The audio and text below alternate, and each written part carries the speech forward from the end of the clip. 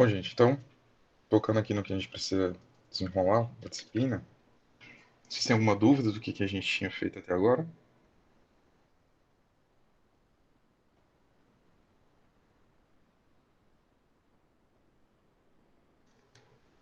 Professor, eu tenho só uma dúvida, se você puder relembrar a opção propriedade de excesso. Certo. Então, tu tá com dúvida em relação ao que é propriedade em excesso? Ou aquilo que tu tinha mandado por É, e-mail? não, é o conceito mesmo. Tá. Então, se a gente chama uma propriedade termodinâmica de M, aqui, vocês estão conseguindo ver aí o quadro que está aparecendo para vocês? Não, tá não. Tá, não, né? Então, deixa eu ver aqui como que resolve.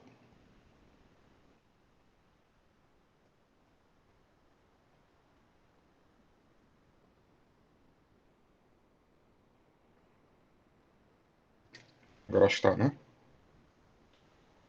Se a gente tem Assim, uma propriedade termodinâmica M, aí essa propriedade termodinâmica é qualquer propriedade que a gente conhece, né? Pode ser entalpia, pode ser entropia, volume, energia livre de Gibbs, pode ser energia livre de Helmholtz. Então, qualquer propriedade desse jeito aqui.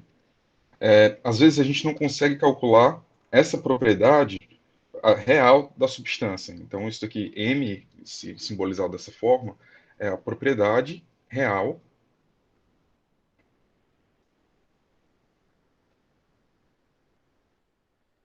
da substância ou mistura.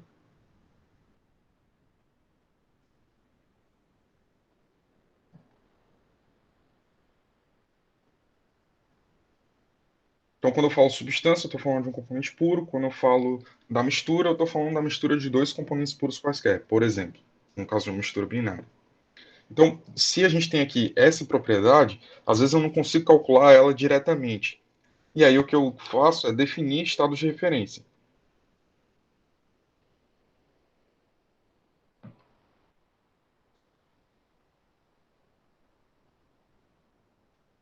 E aí, dois estados de referência que a gente aprendeu a calcular no decorrer da disciplina foi, primeiro, o estado de referência de gás ideal e o estado de referência de solução ideal. Que o estado de referência de solução ideal é quando as coisas se misturam como o gás ideal se mistura. Então, na verdade, o que eu conheço é o gás ideal e a forma que ele se mistura. Então, é o que eu tenho como referência. Então, eu consigo escrever essa mesma propriedade para o gás ideal e essa mesma propriedade para a solução ideal. Então, o primeiro estado aqui, digamos assim, a exigência para esse estado é que você tenha a pressão tendendo a zero. E a exigência para o estado de solução ideal é que ela seja apenas uma solução ideal, realmente. E aí, o que é solução ideal? É quando você tem o ΔV de mistura igual a zero, ΔH de mistura igual a zero. Você sabe aqui que o ΔS e o ΔG eles vão ser apenas efeitos combinatoriais.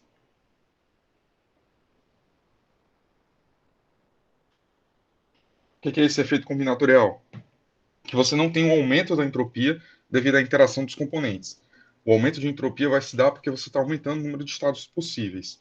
E só por causa disso. Bem? Então, se eu tenho esses dois estados de referência, eu tenho as propriedades que eu consigo calcular normalmente. E aí, essas propriedades é, por exemplo, propriedade residual. Essa propriedade residual é a diferença entre a propriedade real da substância e a propriedade de gás ideal. E o que a gente chama de propriedade em excesso, que é a diferença entre a propriedade e a propriedade de solução ideal. Então, isso daqui é a definição de cada uma delas. Então, essa é a propriedade em excesso e essa é a propriedade residual. Não faz sentido de você falar uma propriedade residual para algo que que o estado de referência dela não seja pressão tendendo a zero. Então, se você pegar, por exemplo, qualquer propriedade real de substância e você reduzir essa propriedade residual, a pressão dessa propriedade qualquer, a zero, a propriedade residual disso vai ser zero, porque a tendência de comportamento da propriedade real vai tender ao comportamento de gás ideal. Tudo bem? Quando a gente está falando de propriedade em excesso, não faz sentido você falar para componente puro, porque a gente está partindo do pressuposto que ela é uma solução, que ela é uma mistura de dois componentes. Então, aqui estão as limitações de cada uma delas e as características de cada uma delas.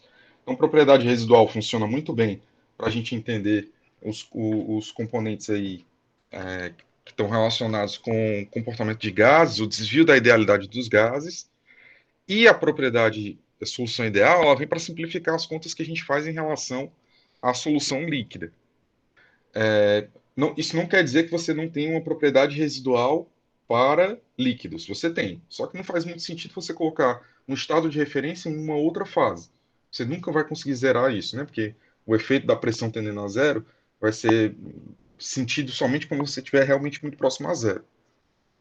Tá, o que é que isso tem a ver com o que a gente está vendo hoje? Isso aqui tem tudo a ver, por quê? Porque a gente tem que. A propriedade residual ela está ligada com o Ln da fugacidade, e a propriedade em excesso está ligada com o Ln do coeficiente de atividade.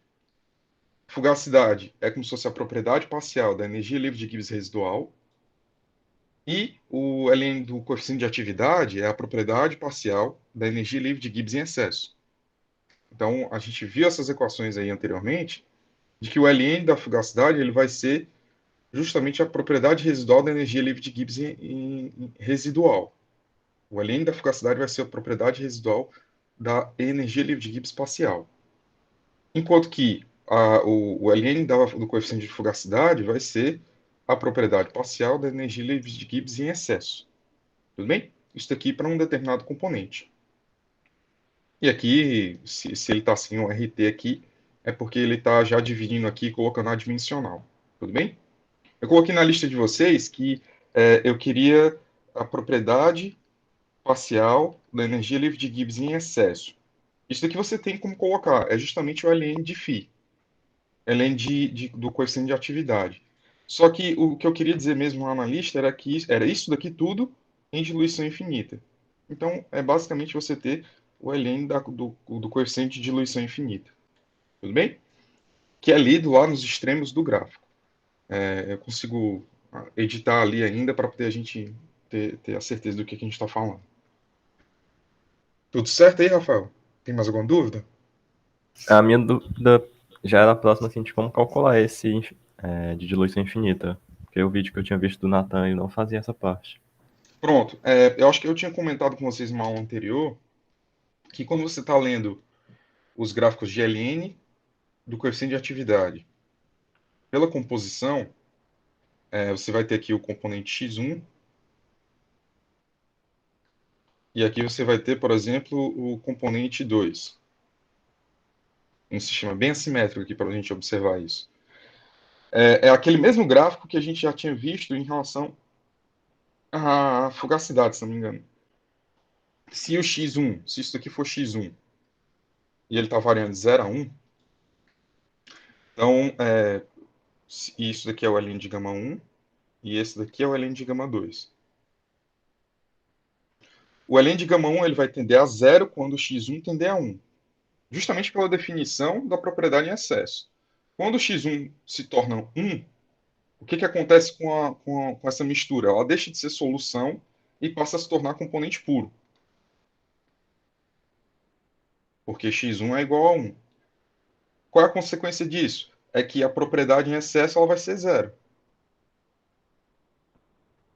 Toda propriedade em excesso é 0 para o componente puro, porque aqui você está medindo a diferença da solução real para a solução ideal.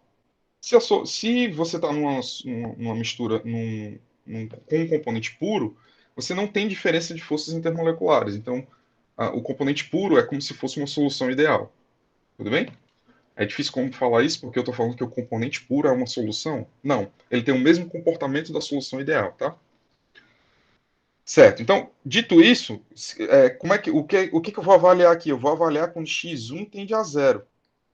Porque aí eu estou avaliando a diluição infinita. Se eu estou olhando para o gráfico de Ln de gama, então esse Ln de gama aqui, quando x1 tende a zero, eu vou estar vendo justamente o Ln de gama 1 de diluição infinita. Então, eu olhar aqui para a curva azul, e aí ela vai subindo até esse valor aqui, ó. Ln de gama 1 de diluição infinita. E aí, se eu quiser o Ln de gama 2, é só olhar para a curva do Ln de gama 2 e observar quando x2 tende a zero.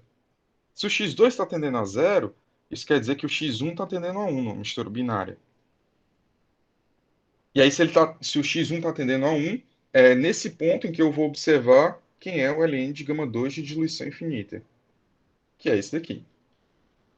Nesse ponto aqui, eu tenho o ln de gama 2 de diluição infinita. Tudo bem? Então, eu falei o blá blá blá todo aqui para poder revisar na cabeça de vocês, mas é só você olhar no gráfico. As pontas aqui do gráfico, onde eles tocam 0 e 1, você vai conseguir identificar quem são os ln de gama de diluição infinita. Se você tiver uma equação para fazer isso, é só você avaliar os limites. Então, quando você avalia o limite do ln de gama 1, o 1 tem que estar em diluição, então é x1 tendendo a zero. Então, isso daqui vai te dar o ln de gama 1 de diluição infinita. Quando você avalia o limite de quando x2 tende a zero, do ln de gama 2, então esse daqui vai ser o ln de gama 2 de diluição infinita. Tudo bem?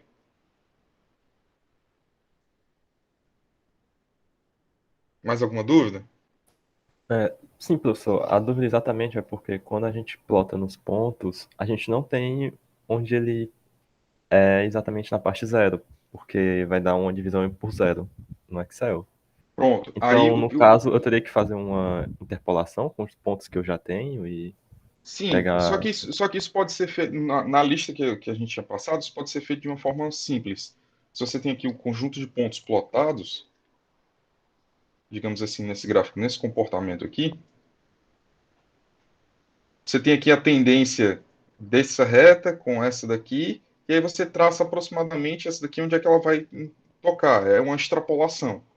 É só você fazer uma extrapolação até mesmo no gráfico, que já é só você continuar essa tendência da curva. Se você tiver um modelo ajustado, aí você vai ter o que é fornecido pelo modelo. E normalmente isso daqui coincide com alguns parâmetros do próprio modelo, principalmente para os modelos de Margulis. Então, sim, é só você fazer uma extrapolação, só pegar ali o coeficiente angular que você tem nas últimas duas e avaliar quando x tende a zero. Tudo bem? Tudo bem, professor, é só isso mesmo. Beleza, gente. Mais alguma dúvida? Professor, Diga lá.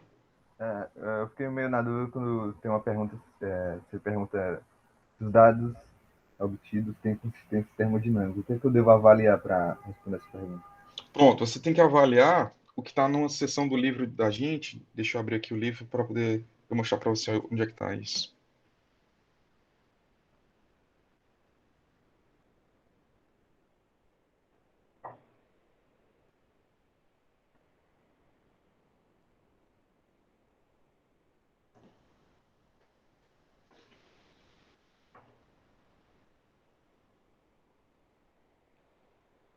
Acho que eu tinha falado página 427.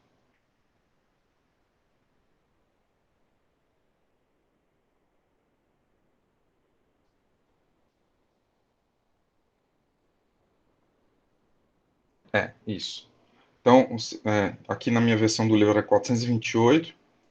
E quando você está fazendo a avaliação da consistência termodinâmica dos dados, então é justamente o que está descrito aqui nessa etapa. Ele utiliza a equação de Gibbs-Durham. Aí essa equação de Gibbs-Durham é que ela só parte do pressuposto do equilíbrio.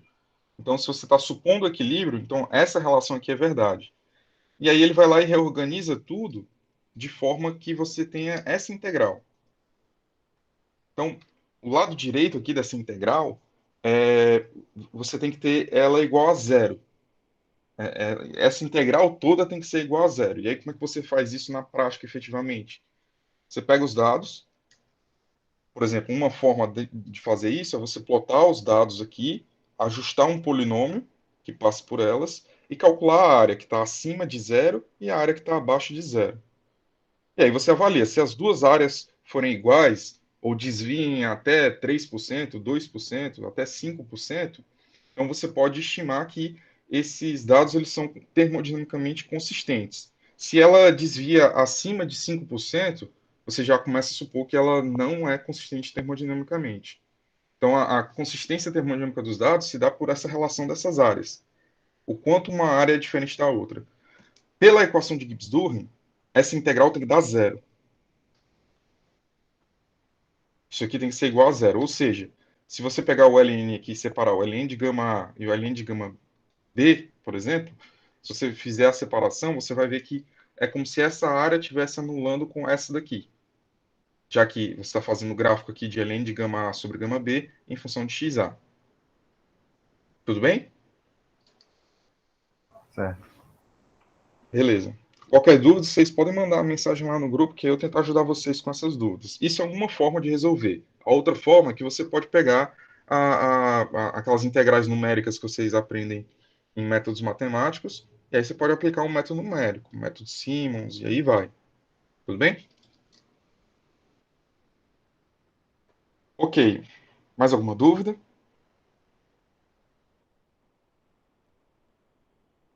Sucesso. Então, a gente não está com dúvida, vamos para frente. Hoje eu queria falar com vocês sobre equilíbrio líquido-líquido.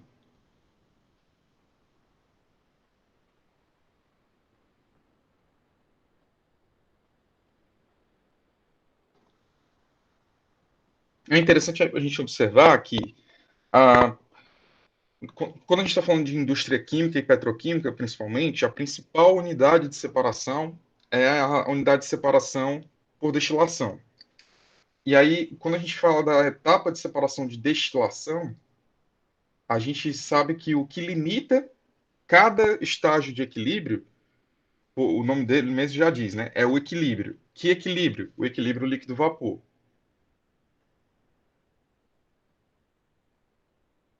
Então, a gente viu o equilíbrio líquido-vapor, as características desse equilíbrio, principalmente o equilíbrio em baixa pressão, mas com uma fase líquida não ideal. Então, esse é o limitante da destilação. Você consegue caminhar na destilação até que você consiga atingir o equilíbrio. Normalmente, as colunas de destilação elas não operam com esse nível de eficiência, elas param um pouco antes do equilíbrio. Porque para você atingir o equilíbrio, você tem o fenômeno de transferência de massa, e aí esse fenômeno de transferência de massa é o que leva tempo para poder você conseguir transferir toda a massa que você precisa transferir em uma determinada etapa do processo.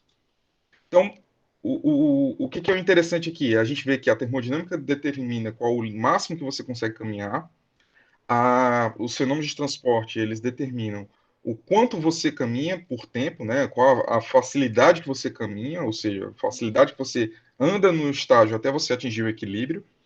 Só que, no fim das contas, é a economia que determina. Então, não adianta eu ter uma coluna que opera toda idealzinha com cada etapa de equilíbrio, só que eu vou levar 3 anos e meio de tempo de residência para poder tirar a substância de lá de dentro. Então, não é viável esse tipo de processo.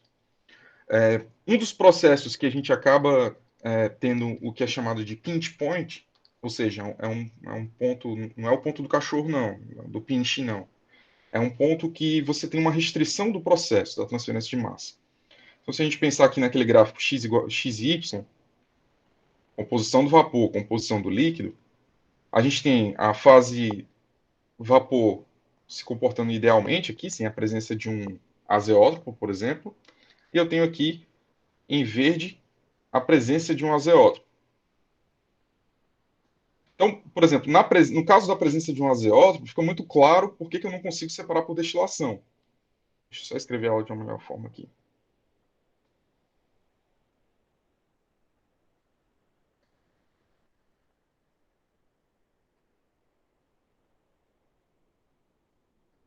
Então, se eu começo a separação aqui e vou fazendo os estágios de equilíbrio, vocês vão aprender em OP como é que faz esses degrauzinhos.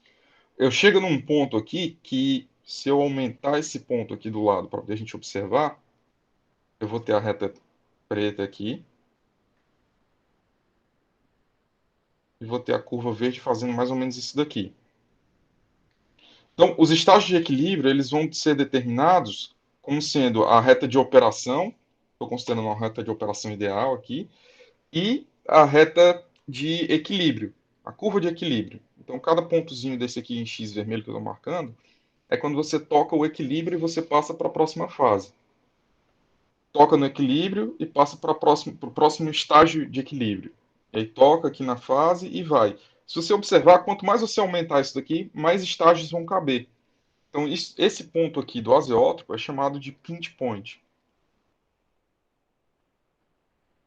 E esse pinch point ele acaba sendo um limitador de processo.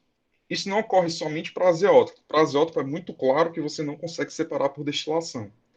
Mas se você tiver, por exemplo, uma baixa diferença de volatilidade entre duas substâncias, isso também pode estar ocorrendo. Então, se essa curva azul é muito próxima dessa curva preta, que para você sair de uma determinada composição na fase líquida, para você chegar numa outra composição aqui mais baixa, você tem que passar por muitos estágios. E aí, cada estágio desse significa que você está tendo mais um trecho de coluna de destilação com todos os equipamentos da coluna de destilação, prato, o prato valvulado, ou então até mesmo uma altura de recheio. E aí, quando você vai acumulando todas essas etapas de equilíbrio, acaba se tornando inviável. Então, por exemplo, uma separação que tem muito limite, assim, é muito limítrofe à operação econômica dela, é a separação de BTX, benzeno, toluenos e chilenos. Então, você precisa separar isso daqui normalmente dos produtos petroquímicos para que você não tenha problema de toxicidade. E aí, a separação desses três componentes, ela ocorre em colunas que têm uma altura de cerca de 130 metros. Então, a gente está falando de um Burj Khalifa da vida, só que é um equipamento de operação unitária. Então, isso não existe. É praticamente inviável você ter isso em uma coluna só. Então, normalmente, as colunas de BTX, elas são até bipartidas. Então, você eleva a coluna até um determinado ponto, e aí, desse ponto, você inicia novamente no andar abaixo. Então, isso é um dos exemplos de onde que a gente encontra limitação na operação unitária de destilação devido às características do equilíbrio líquido-vapor. Então, a primeira delas é o azeótropo. O azeótropo ele é um limitador para que você possa separar por destilação simples. Você tem outras técnicas de destilação para poder você conseguir quebrar o azeótropo. E uma outra limitação, que é a limitação que a gente vai trabalhar aqui, é a diferença de volatilidade dos componentes, de forma que elas sejam menor do que 1,2. Não sei se vocês lembram, mas quando eu estava falando de destilação e equilíbrio líquido-vapor, eu tinha mencionado que o alfa, né, o coeficiente de volatilidade relativa entre os dois componentes, ele tinha que ser maior do que 1,2. Se a gente tiver no caso de menor do que 1,2, a gente tem dificuldade de viabilizar economicamente esse processo. Então, o que a gente pode fazer? Qual é a alternativa que a gente tem aqui? A alternativa é a gente utilizar uma outra característica das misturas de substâncias, que é o equilíbrio líquido-líquido. O que é equilíbrio líquido-líquido? O nome já está dizendo, né? Quando você tem duas fases líquidas em equilíbrio. Normalmente, quando a gente tem gases dentro de regiões normais, né? O gás não está em estado de plasma, nem em pressões e temperaturas absurdas, todos os gases eles se misturam, eles são completamente homogêneos. Então, se você tiver aqui dentro de pressão e temperatura próximas da homogênea, próximos da ambiente, todo gás que você botar em contato um com o outro, ele vai ser completamente miscível em qualquer das proporções. Só que você já sabe que isso não é verdade para líquido. Então, justamente por conta da distância intermolecular, da característica dessa aproximação e da maior intensidade de forças intermoleculares, você acaba tendo limitação na solubilidade de alguns líquidos. Então, por exemplo, você já sabe que se eu misturar água e óleo, elas não vão se misturar, elas vão se manter em duas fases separadas. Se eu colocar um surfactante entre eles, aí eu consigo fazer até maionese, que é ali a dispersão que você tem entre óleo e água. Mas ainda assim, você percebe que a característica dela não é a característica do que a gente delimita de fase, que você tem propriedades homogêneas. Se você tiver naquela maionese lá do restaurante podrão que você conhece, você vai ver ali que vai estar separando um fiozinho de óleo e o restante aqui da maionese vai estar naquela consistência que dá dor de barriga. Então, isso daqui é um exemplo de você ter duas fases líquidas em equilíbrio. É quando você tem, por exemplo, óleo e água. Só que óleo e água, ó, eles são pouco solúveis. A gente já começa a colocar alguns conceitos aqui, né? Você sabe que tem pouco água na fase óleo e tem pouco óleo na fase água. Só que isso não necessariamente é verdade para os componentes que a gente está pensando. Então, por exemplo, se eu estou pensando aqui de separar de uma corrente de alifáticos os aromáticos, então eu estou pensando aqui no heptano, numa mistura de heptano e tolueno. Heptano e tolueno, eles são completamente solúveis em qualquer proporção deles dois. O heptano é a parafina C7, NC7, e o tolueno, vocês sabem que é um benzeno com um grupo metila. Então, eles são completamente solúveis. Eu sei que o tolueno ele tem problemas de restrição ambiental e etc. por causa das características dele de ser um composto benzoderivado. Se eu quiser extrair o tolueno de uma corrente de heptano para poder ter um produto parafínico, digamos assim, mais saudável, então eu posso adicionar um terceiro componente aqui para que a gente possa, nessa mistura, conseguir quebrar essa ligação entre esses dois componentes. Então eles são completamente solúveis, só que aí eu posso adicionar o que a gente chama de sulfolano, que é um componente de extração. E aí, com esse componente para fazer essa extração, eu tenho que o sulfolano ele consegue ter uma boa solubilidade no tolueno, mas ele é completamente avesso ao heptano. Então, se ele é completamente avesso ao heptano, o que vai acontecer quando eu misturar esses três componentes? Eu vou passar a ter o que a gente chama de fase rica em heptano. Aqui embaixo a gente vai ter o que é fase rica em sulfolano. E aqui eu vou ter o que a gente chama de um componente que está particionado, que é o tolueno. Então eu vou ter tolueno numa fase e vou ter tolueno em outra fase. Então isso aqui é um exemplo, isso aqui é chamado de processo Shell, para a separação de aromáticos de correntes de alifáticos. É um processo industrial que ocorre realmente, é uma patente da Shell isso. E aí ele consegue não ficar brigando mais com a diferença de volatilidade entre heptano e tolueno, que é muito pequena, e consegue fazer essa extração com a operação unitária referente ao equilíbrio líquido-líquido. Então, a gente tem a operação unitária referente ao equilíbrio líquido-vapor, que é a destilação, e a gente tem a operação unitária referente ao equilíbrio líquido-líquido, que é a extração em fase líquida. Então, o que eu faço? Eu pego uma corrente de mistura de heptano e tolueno, adiciono nessa mistura o solvente de extração, que é o sulfolano. Deixa eu mostrar aqui qual é a estrutura do sulfolano, para vocês não pensarem que eu estou falando de um fulano qualquer. Existe, tá, sulfolano?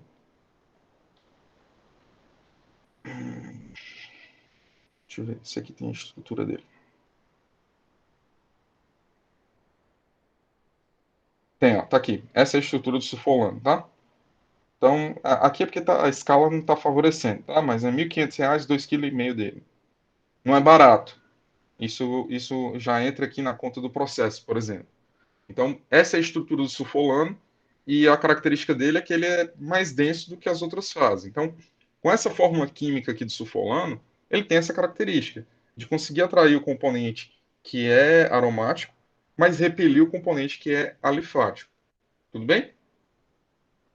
Então, esse é o que é chamado de solvente de extração. E aí daqui eu vou conseguir tirar duas correntes. Uma corrente que está rica em heptano, então eu consegui reduzir a composição de tolueno dessa corrente de heptano, e uma corrente que eu tenho é, uma concentração maior de tolueno e sulfolano. Esses dois componentes eles são separáveis por destilação. Então eu consigo mandar eles para uma unidade de separação de destilação, e aqui eu consegui resolver o problema que eu tinha de separação de heptano e tolueno. Tudo bem? Então, isso aqui é um exemplo industrial de para que serve o equilíbrio líquido-líquido.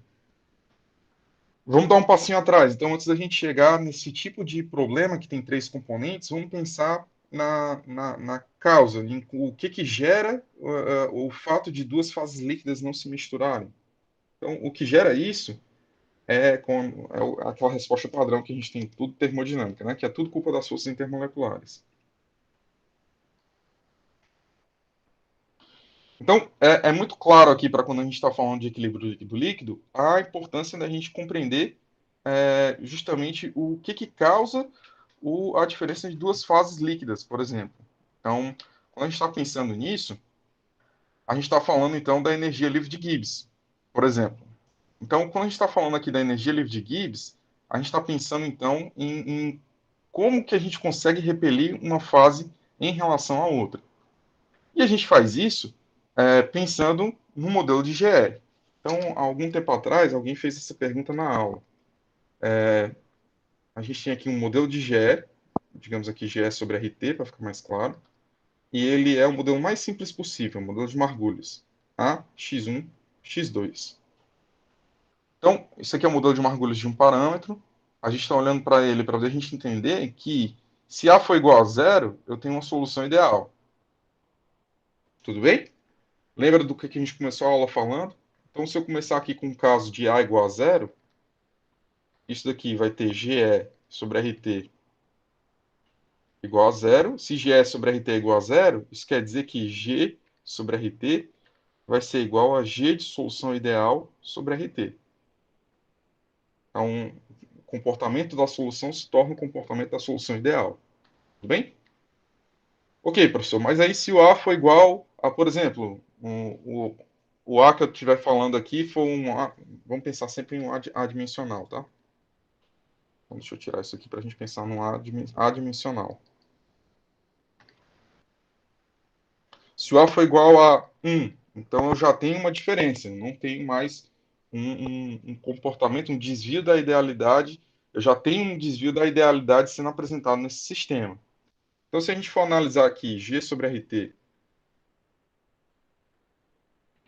em relação à composição, x1, para o A igual a 1, a gente vai observar que ele tem aproximadamente aqui esse comportamento da curva. Então, o GE aqui, para esse valor aqui, ele está como se fosse negativo. Ó. Esse aqui é o valor de zero. Ok? Se eu for marcar aqui o A igual a 2, ele já vai ter um comportamento diferente. Ele vai partir daqui no mesmo ponto, mas aí ele vai ter esse comportamento aqui aproximado. Se eu for aumentando aqui sucessivamente esse A, vamos supor aqui que para esse sistema, o A igual a 3, ele forma um equilíbrio líquido-líquido. O que a gente consegue perceber aqui? É que esse sistema ele vai ter um comportamento que é assim, aproximadamente.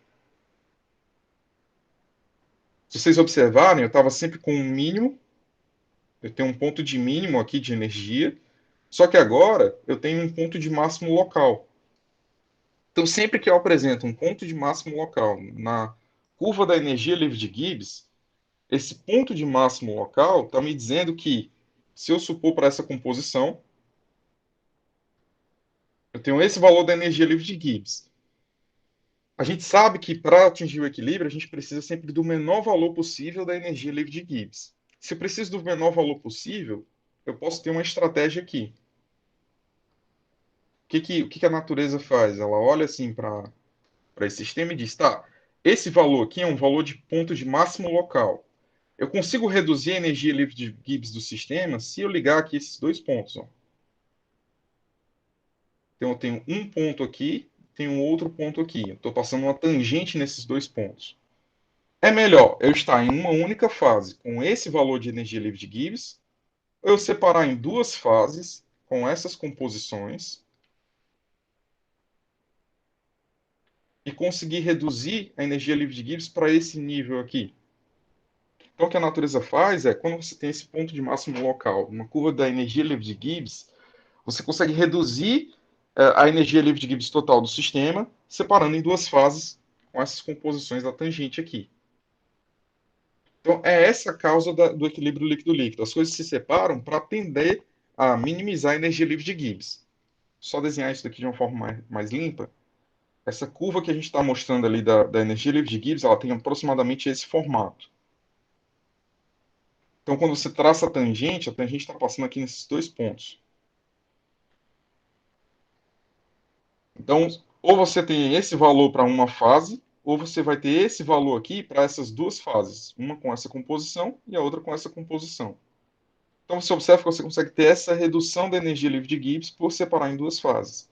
Professor, por que separa em duas fases? Porque se você for ver essa tangente, ela não existe virtualmente, né? Ela é só o resultado matemático da proporção entre essas duas fases. É como se fosse uma regra da alavanca aqui entre cada uma das fases. E aí, se você tiver meio a meio das duas fases, você vai ter 50%. A energia livre de Gibbs vai ser a média aritmética das duas fases. Só que nem sempre é isso. Então, é mais ou menos pela proporção da fase que você tem. Então, quando você tem a proporção de uma determinada fase, você vai ter ali a contribuição de cada uma delas. Se você tiver mais dessa segunda fase, a energia livre de Gibbs dela vai ser maior, porque essa energia aqui é maior que essa. Tudo bem? Então, é por isso que as coisas se separam em duas fases quaisquer. Como é que a gente consegue obter, então, valores para essa fase líquida, né? Como é que a gente consegue observar efetivamente isso? Depende do comportamento do sistema em relação à temperatura. Então, ainda para esse modelo de Margulis de um parâmetro, vou tentar esquematizar aqui para vocês algumas características de sistemas com desvio de idealidade. Então, se a gente tem aqui um sistema isobárico, né? Então, estou falando de temperatura por composição.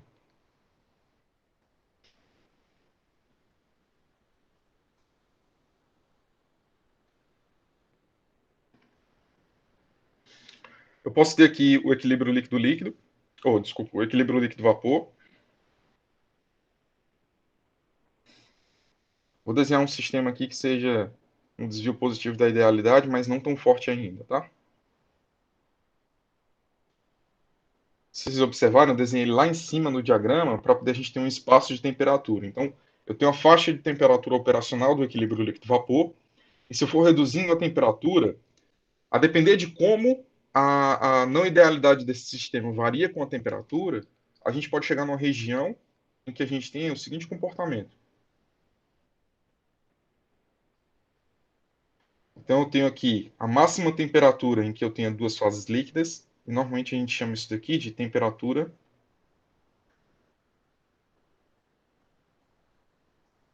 consoluta superior.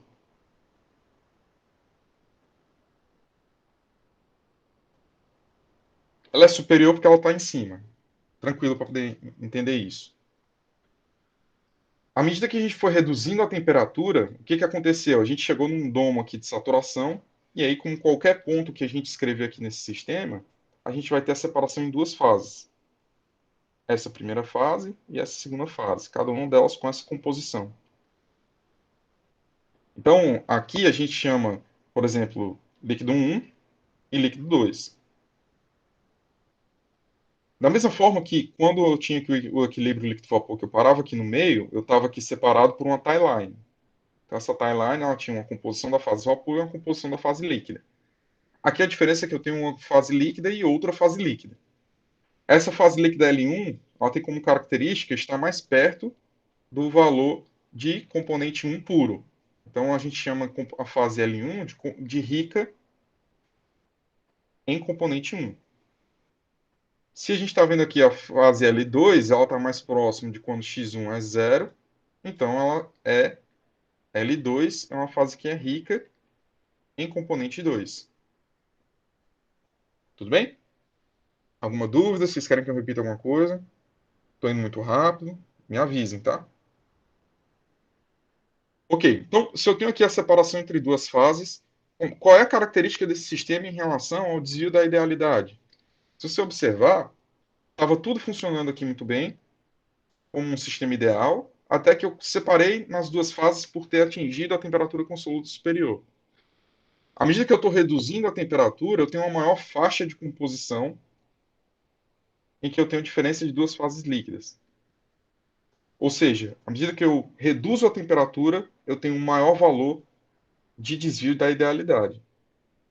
Porque vocês estão entendendo que quando eu vou aumentando o valor de A, eu vou aumentando a possibilidade de ter esse desvio da idealidade. Então, se eu tenho esse desvio da idealidade, o valor de A, quanto maior for o valor de A, maior é a possibilidade de eu ter uma separação entre duas fases líquidas. Tudo bem? Então, como característica aqui, para a gente ir resumindo, se a gente tiver um gráfico de temperatura por composição, que ele é um sinozinho assim para baixo, normalmente isso daqui está associado com um gráfico do valor de A, do margulho de um parâmetro, em função da temperatura, de forma que em baixas temperaturas eu tenho alto valor de A, e em altas temperaturas eu tenho um baixo valor de A. Então, O comportamento de A é aproximadamente assim. Tudo bem? A gente pode ter não só a temperatura consoluta superior, mas a gente também pode ter, por exemplo, uma temperatura, um sistema que ele se apresente das duas formas. Ele tem uma temperatura consoluta superior e ele também tem uma temperatura consoluta inferior. Então, se vocês observarem, isso aqui você vai reduzindo a temperatura, você vai aumentando a não idealidade até um ponto máximo. E aí depois, com a redução progressiva da temperatura, você vai lá e vai recuperando a não idealidade desse sistema. Então, o valor de A em função da temperatura. Então, em uma temperatura mais alta, você tem um valor mais alto do desvio da idealidade. Desculpa. O comportamento do sistema ele vai ser aproximadamente assim, né? Vamos checar. Temperatura mais alta, você vai aumentando a não idealidade até que você chega a um ponto máximo. E aí depois você vai recuperando a não idealidade, você vai diminuindo de volta. Então esse é o comportamento do valor de A. E a gente tem a terceira possibilidade, esse sistema mais raro de ser visto, que é um sistema que só apresenta temperatura consoluta inferior. Ou seja, seria um sistema que quando você reduz a temperatura, os dois componentes se tornam mais miscíveis. E aí o gráfico desse componente seria assim. Tudo bem? Então aqui tem alguns tipos de temperaturas alguns tipos de sistema em função da quantidade de temperaturas consolutas que eles têm. A gente falou de características operacionais do equilíbrio líquido-líquido. E aqui a gente pode tentar equacionar para na próxima aula a gente começar a resolver sistemas com o equilíbrio líquido-líquido. Então, realmente entrar na parte matemática desse sistema. Então, para que a gente faça isso, então a gente precisa pegar a definição de fugacidade que a gente tem. Então, como todo equilíbrio, a gente parte da igualdade de fugacidade. Então, a igualdade de fugacidade do componente I na fase alfa vai ter que ser igual à fugacidade do componente I na fase beta. Que fase alfa e beta são essas? São as duas fases líquidas que a gente está comentando aqui. Fase alfa e fase beta. A igualdade de fugacidade deles dois é que vai fornecer o equilíbrio. A gente já viu que eu posso escrever esse FI chapéu em função da definição do coeficiente de atividade. Então, FI chapéu da fase alfa vai virar XI da fase alfa, gama I da fase alfa, que multiplica a fugacidade do componente I no estado puro. Então, isso daqui é pegando a definição do coeficiente de atividade para poder a gente ter essas equações. Então, se isso daqui é verdade, a nossa equação de equilíbrio líquido-líquido, ela se torna xi alfa, gama I de alfa, fi do componente puro, que vai ser igual a xi de beta, gama I de beta, e fugacidade do componente I puro. Então, se é puro, puro, e a gente está pensando no equilíbrio, mesmo as pressões e temperaturas em torno de todas as fases, então isso daqui vai embora. E a gente vai ficar com xi de alfa, gama I de alfa, que vai ser igual a xi da fase beta, gama I da fase beta. Tudo bem? Pronto, então essa é a equação que rege o equilíbrio líquido-líquido. Isso daqui junto com o fato também de você ter somatório de xi alfa vai ser igual a 1, e o somatório de xi beta, que é igual a 1 também. A gente já aprendeu quais são os modelos que a gente tem para gama. Então, são os mesmos modelos que a gente tinha aprendido. Qual é a diferença? É que a gente sabe que gama I da fase alfa vai depender da composição da fase alfa. Então, você pode ter até os mesmos parâmetros, só que a composição das duas fases vai ser diferente. Então, essa diferença dessas composições vai fazer com que você tenha diferentes valores de gama para cada uma das fases. O que importa é que essa equação seja obedecida juntamente com as restrições que a gente já conhece, que é o somatório de composições em cada fase seja igual a 1. Então, essa seria a equação E aí a forma de resolver a gente vai trabalhar na próxima aula, para a gente entrar utilizando as planilhas em Excel, para a gente entender melhor como é que a gente consegue resolver isso tudo. Tudo bem? Bom, gente, então por hoje é basicamente isso. Vocês têm mais alguma dúvida?